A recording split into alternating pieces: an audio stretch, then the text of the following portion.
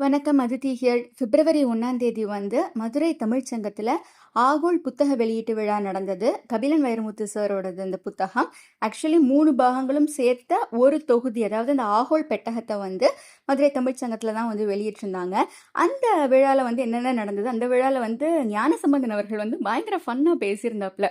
Like திருக்குறளில் அகர முதலன்னு ஆரம்பிக்குது இல்லைங்களா, ஒருத்தவங்க இப்போ அகர முதல்ல அப்படின்னு வரக்கூடாது இல்லை, அகரன்னா அதுக்கு எதுக மோனையா சேர்த்தா மொகர தானே வரணும் அப்படின்னு சொல்லி ஒருத்தர் மாற்றி எழுதின கதையெல்லாம் வர சொல்லியிருந்தாரு. அதெல்லாம் நான் இந்த வீடியோவில் இன்க்ளூட் பண்ணியிருக்கேன். ஸோ அந்த புத்தகம் என்ன, அதில் என்னென்னலாம் இருக்குது அப்படிங்கிறதுலாம் இந்த வீடியோவில் நான் கவர் பண்ணியிருக்கேன்.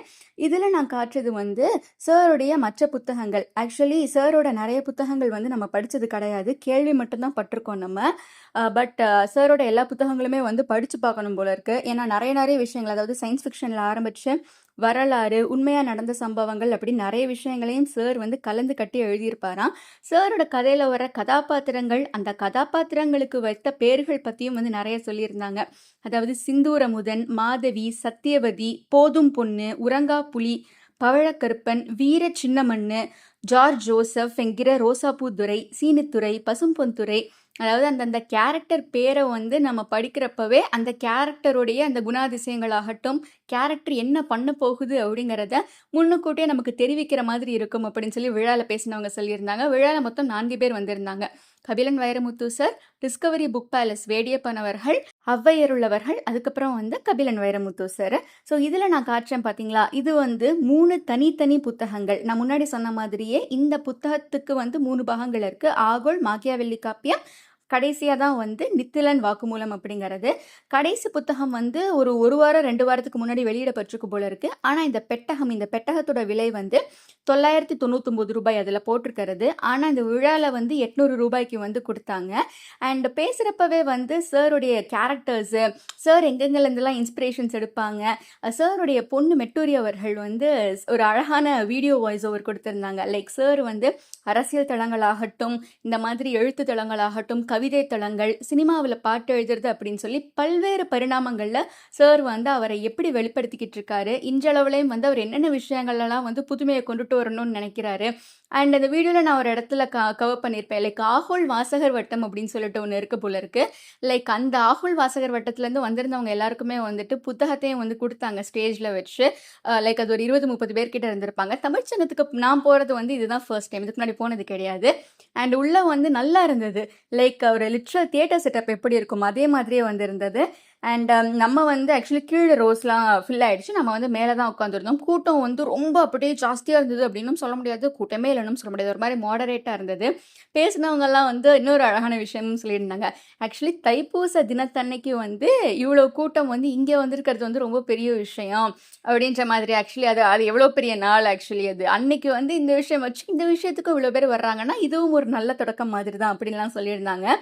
அதாவது சாரோட எழுத்து நடையை பற்றி சொல்கிறப்ப சுஜாதா சார், தமிழ் ரைட்டர் இருக்கார் இல்லைங்களா, அவரை பற்றியும் சொல்லியிருந்தாங்க. ஆக்சுவலி சுஜாதா சார் எழுதுகிறப்பெல்லாம் அது வார மாத இதழ்களில் எழுதுறதாகட்டும், இல்லை அந்த சிறுகதைகளாகட்டும், சுஜாதா சார் சில வார்த்தைகளெல்லாம் ப்ராக்கெட்டில் போட்டு மென்ஷன் பண்ணியிருப்பாரு. லைக் இந்த இடத்துல கூட நீங்கள் விலகி கொள்ளலாம் அப்படிங்கிற மாதிரி மென்ஷன் பண்ணியிருப்பாரு. இல்லைனா ஏதாவது ஒரு விஷயம் எழுதிட்டு இதை பாருங்க, இதை உத்து பார்த்தீங்கன்னா உங்களுக்கு ஸ்ரீதேவி அவர்களுடைய கண்கள் தெரியும் அப்படின்ற மாதிரி எழுதியிருப்பாரு. லைக் அந்த வாசகர்களை அந்த ஒரு ஹூக் பண்ணி வைக்கிறதுன்னு இந்த காலத்தில் சொல்கிறாங்க இல்லைங்களா, வைரல் ட்ரெண்ட்ஸ், அந்த ஹூக் நம்ம கரெக்டாக கொடுக்கணும் அப்படின்னு சொல்லிட்டு. ஏன்னா படிக்கிறப்போ ஒரு அயற்சி ஏற்பட்டும் விட்டுட்டு போயிடுவாங்க. அப்படின்னு இல்லாமல் அந்த ஒரு அயற்சி ஏற்படாமல் ரொம்பவே அழகாக சார் எழுதுவார் அப்படிங்கிற விஷயத்தையும் சொல்லியிருந்தாங்க. அண்ட் கோவில் நுழைவு போராட்டம் அப்படிங்கிற ஒரு வரலாற்று சிறப்புமிக்க நிகழ்வு இருக்குது. ஸோ அந்த நிகழ்வை பற்றியும் இதில் எழுதியிருப்பாங்க.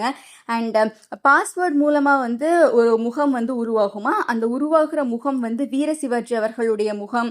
அந்த புத்தகத்தில் என்னென்ன மாதிரி பழைய விஷயங்களையும் புது விஷயங்களையும் கலந்து கட்டி எழுதியிருக்காங்க அப்படிங்கிற மாதிரி விஷயங்கள்லாம் எக்ஸ்பிளைன் பண்ணியிருப்பாங்க. ஸோ இது ஸ்டேஜில் அவங்க 4 பேரும் உட்கார்ந்த உடனே அவங்களுக்கு ஆனர்ஸ் எல்லாம் பண்ணாங்க, விருதுகள்லாம் வழங்கினாங்க. அந்த புத்தகம் ஆக்சுவலி இதோடைய மெயின் பர்பஸே இந்த ஆகோல் அப்படிங்கிற இந்த புத்தகம், இந்த ஒரு தொகுதி, இந்த பெட்டகத்தை பற்றி பேசுறது தான்.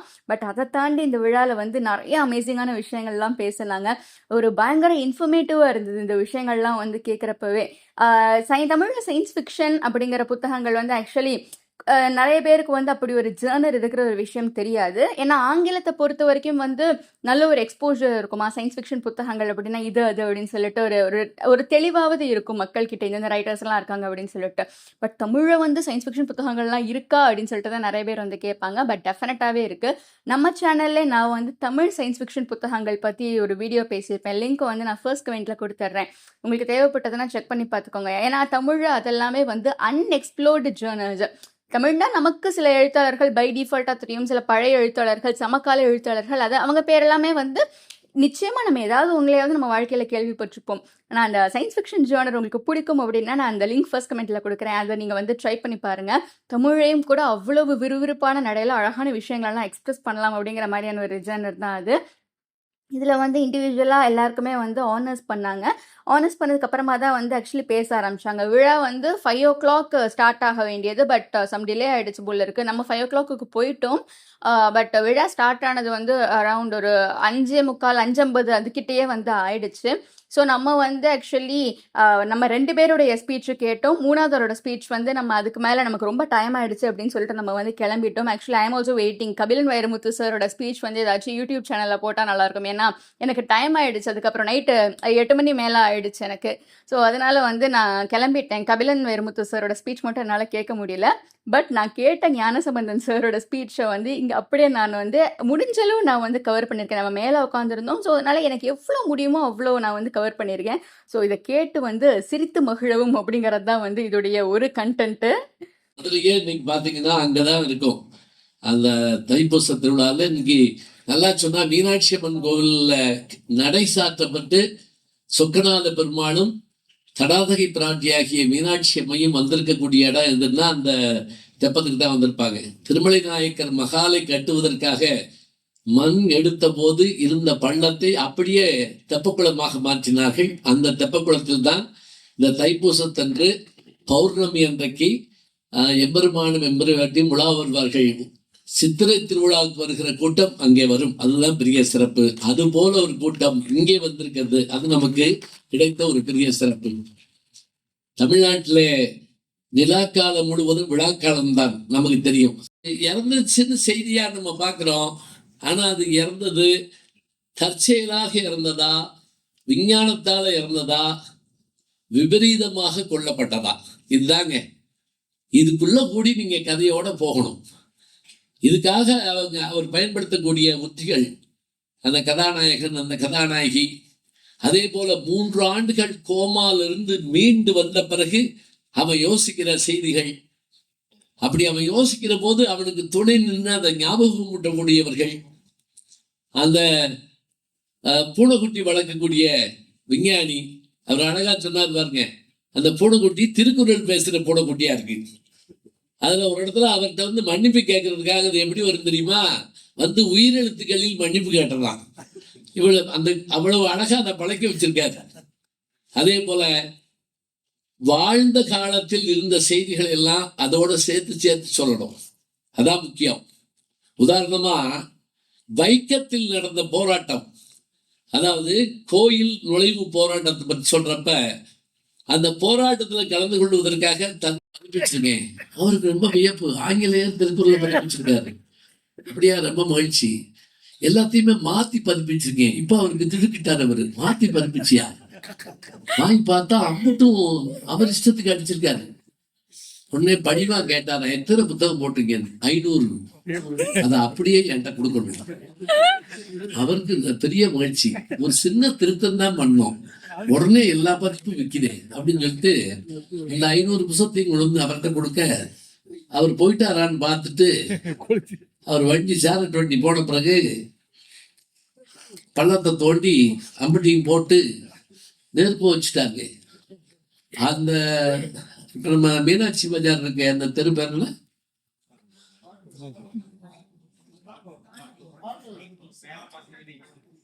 ஸ்காட், அவர் பேரு ஸ்காட், அந்த துறை பேரு ஸ்காட். அப்படி ஸ்காட் என்கின்ற துறை.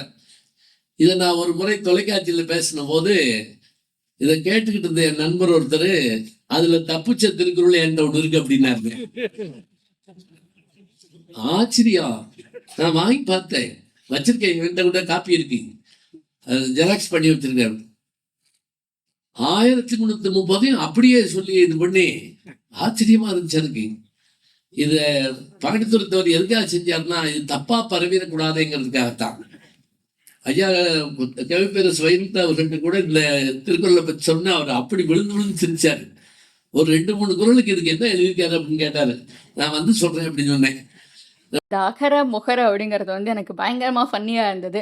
அது இங்க வீடியோல நீங்க பார்க்குறப்ப எந்த அளவுக்கு அந்த ஃபன்னி கான்டென்ட் வந்து எந்த அளவுக்கு அப்படியே இங்க வந்தது அப்படின்னு எனக்கு தெரியல. பட் அங்க வந்து எல்லாருமே பயங்கரமா விழுந்து விழுந்து சிரிச்சாங்க. அப்படி ஒரு விஷயம் இருக்கிறதே வந்து எனக்கு அப்பதான் தெரியும். ஆக்சுவலி அந்த புத்தகத்த வேற ஒருத்தவங்க ஓன் வேற பண்ணி வச்சிருந்திருக்காங்க. அந்த 500 காப்பீஸே வந்து இது பண்ணாங்க இல்லைங்களா? அந்த 500 காப்பீஸ்ல இருந்து தப்பி பிழைச்ச ஒரு காப்பி வந்து சாருக்கு தெரிஞ்ச ஒருத்தர்கிட்ட இருந்திருக்கு. அவர் வந்து கால் பண்ணி சொல்லியிருக்காரு. ஒரு பட்டிமன்றத்துலலாம் அந்த விஷயத்த சொன்னதுக்கப்புறம், "சார் நீங்க சொன்ன அந்த புத்தகத்தோட காப்பி என்கிட்ட இருக்கு" அப்படிங்கிற மாரி வேற சொல்லியிருந்திருக்காரு. அண்ட் இது வந்து தமிழ் சங்கத்தோட ஒரு சின்ன கிளிம்ஸ் குடுக்கலாம் அப்படின்னு நான் நெனச்சேன்.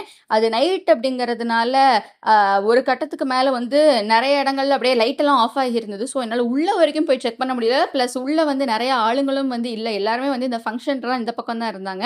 இதுல வந்து இப்போதைக்கு இருக்கிற எல்லா ஆளுங்களுடைய பேர்கள்லாம் வந்து ஒரு போர்ட்ல வந்து எழுதி போட்டிருந்தாங்க. அதையும் நான் உங்களுக்கு காட்டுறேன். அண்ட் இதுதான் நான் சொன்ன அந்த ஆகோல் வாசகர் வட்டம். இன்ஸ்டாகிராம்ல இவங்க இருக்காங்க போல இருக்கு. ஸோ, நான் அதுக்கப்புறம் செக் அவுட் பண்ணதுக்கப்புறம் தான் இப்படி ஒரு விஷயம் இருக்கு. இதோடைய இனிஷியேட்டிவ் வந்து இதோடைய மையக்கரு என்ன அப்படிங்கிற மாரி விஷயங்கள்லாம் புரிஞ்சுச்சு. அண்ட் கரண்ட்டா வந்து பர்வீன் சுல்தானா மேம் தான் இதுல வந்து பொசிஷன்ல இருக்காங்க. ஸோ, அத கவர் பண்ணியிருந்தேன். அண்ட் இதுல நெறைய பெயிண்டிங்ஸ் இருந்தது. அண்ட் ஒரு நூலகம் வந்து இருந்தது ஆக்சுவலி. இதுல வந்து இந்த புத்தகங்கள்லாம் பர்ச்சேஸ் பண்ணிக்கலாம் அப்படிங்கிற மாரி இருந்தது, நூல்கள் விற்பனைக்குன்ட்டு. ஸோ, இதுதான் வந்து நானு இந்த விழாவ பத்தி கவர் பண்ண கான்டென்ட். அண்ட் இந்த கான்டென்ட் வந்து எப்படி இருந்தது அப்படின்னு சொல்லி கீழ கமெண்ட்ல சொல்லுங்க. அண்ட் நீங்க ஏதாவது புக் லான்ச்சுக்கு போயிருக்கீங்களா அப்படின்னு சொல்லி சொல்லுங்க.